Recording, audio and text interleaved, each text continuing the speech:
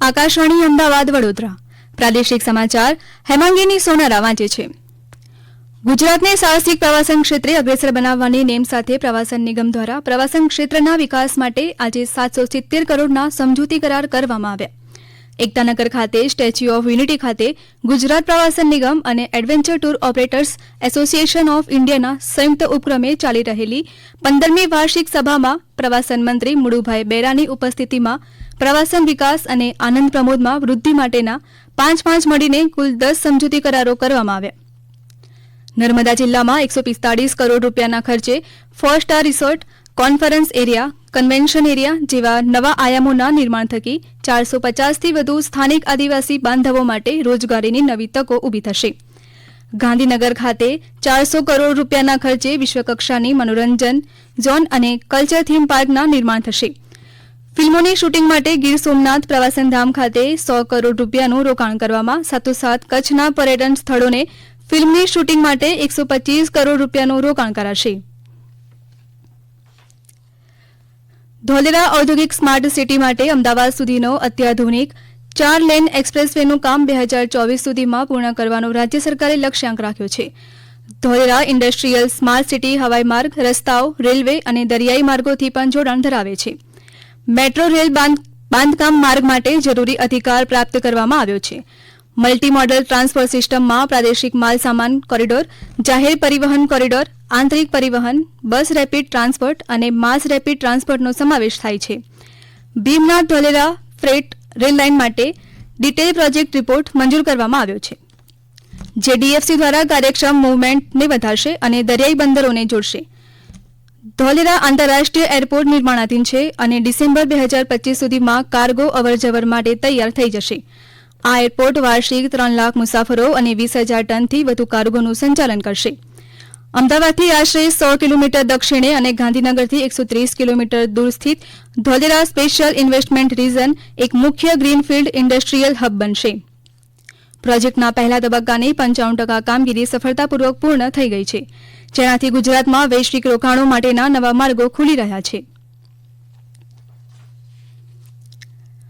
રાજ્યમાં વિકસિત ભારત સંકલ્પ યાત્રા યોજાઈ રહી છે, જે અંતર્ગત અમારા સાબરકાંઠા જિલ્લાના વડાલીના જૂના ચામુ ગામે અને તલોદ તાલુકાના પડુસણ ગામે તેમજ પ્રાંતિજ તાલુકાના બોરિયા ગામે ધારાસભ્ય ગજેન્દ્રસિંહ પરમારની ઉપસ્થિતિમાં વિકસિત ભારત સંકલ્પ યાત્રા યોજાઈ હતી. યુવા પેઢી યોગ પ્રણાલીને જાણી શકે તે માટે સૂર્ય નમસ્કાર સ્પર્ધાનું આયોજન કરાયું હતું.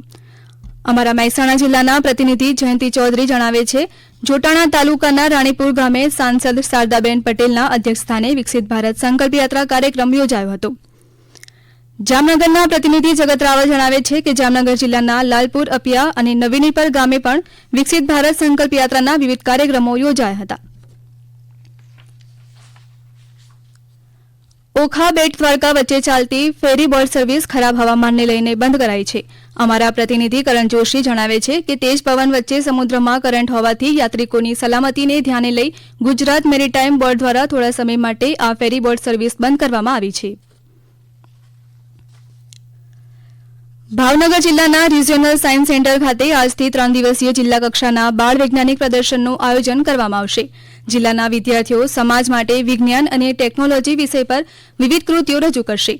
અમારા ભાવનગર જિલ્લાના પ્રતિનિધિ સુરેશ ત્રિવેદી જણાવે છે કે આ મેળામાં વિવિધ પ્રવૃત્તિઓનું પણ આયોજન કરવામાં આવશે, જેમાં વૈજ્ઞાનિક ફિલ્મ શો તથા hands on activity, do it yourself kit, આકાશ દર્શન, કેમ્પ ફાયર અને સાંસ્કૃતિક કાર્યક્રમનો સમાવેશ થાય છે. તેનું પ્રદર્શન નિહાળવાનો તથા વિવિધ પ્રવૃત્તિઓમાં ભાગ લેવાનો લાભ વિદ્યાર્થીઓ તથા મુલાકાતીઓ લઈ શકશે. કેન્દ્ર શાસિત પ્રદેશ દાદરા અને નગર હવેલી, દમણ અને દીવ પોલીસ ટ્રેનિંગ સ્કૂલ અને રાષ્ટ્રીય રક્ષા યુનિવર્સિટી ગાંધીનગર દ્વારા અને નવી દિલ્હીના BPR&D સહયોગથી રક્ષા શક્તિ યુનિવર્સિટી ખાતે મહિલા સુરક્ષા પર વિશેષ તાલીમ હાથ ધરવામાં આવી. આ તાલીમમાં રાષ્ટ્રીય રક્ષા યુનિવર્સિટીના faculty doctor Anandkumar Tripathi, doctor Dimpalben Raval, doctor Deepali Jain અને અપૂર્વ માથુર દ્વારા મહિલા સુરક્ષાને લગતા વિવિધ વિષયો પર પોલીસને તાલીમ આપવામાં આવી. આ તાલીમમાં કાર્યસ્થળ પર જાતીય સતામણી, બાળ લગ્ન અને સાથે માનવ તસ્કરી સંબંધિત કાનૂની જોગવાઈઓ, આત્મહત્યા, ઘરેલું હિંસા, નવીનતમ કોર્ટ માર્ગદર્શિકા અને ચુકાદાઓ, દહેજ મૃત્યુ, પોક્સો કેસમાં ફોરેન્સિક સાયન્સનો ઉપયોગ સહિતના વિષયોને આવરી લેવાયા હતા. આકાશવાણીના અમદાવાદ વડોદરા કેન્દ્ર પરથી પ્રાદેશિક સમાચાર પૂરા થયા. વધુ સમાચાર આપ અમારી વેબસાઇટ newsonair.gov.in/ગુજરાતી પર વાંચી શકશો.